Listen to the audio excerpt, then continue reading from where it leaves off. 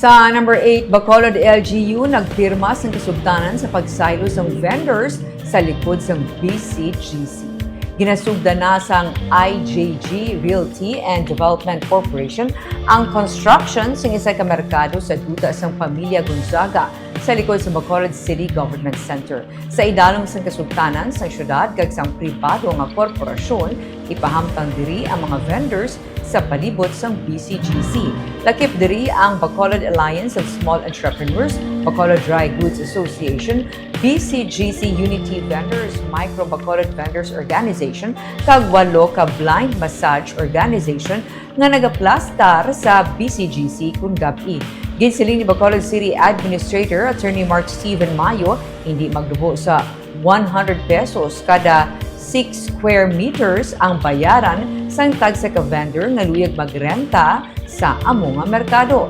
Masobra sa 100 ka mga vendors ang sarang nga ma-accommodate sang amo nga lugar nga magabukas lamang kada las 3 sang hapon tubtob las 12 sang kaagahon. Ginapaabot nga magabukas ini antes pa magsugod ang Mascara Festival sa Oktubre. Damlag pa ginapahalin sang syudad ang mga vendors sa palibot sang BCGC bangod nagalapas ini sa kasugtanan sang LGU kag sang Pamilya Gonzaga nga kinahanglan wala sang business activities sa palibot. Ang Pamilya Gonzaga ang nagapanag-iya sang duta nga ginatindugan sang BCGC.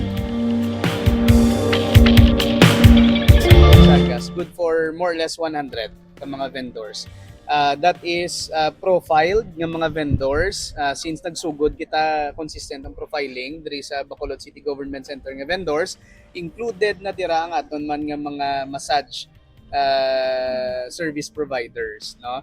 And then ang iban sa mga vendors naton sa North Capitol Road kung ma-accommodate pa, the Gonzagas are also willing nga magdugang pagit. Saan sila na-transfer? Nagkasugod na construct according sa Gonzaga ang calendar nila by end of September or early October.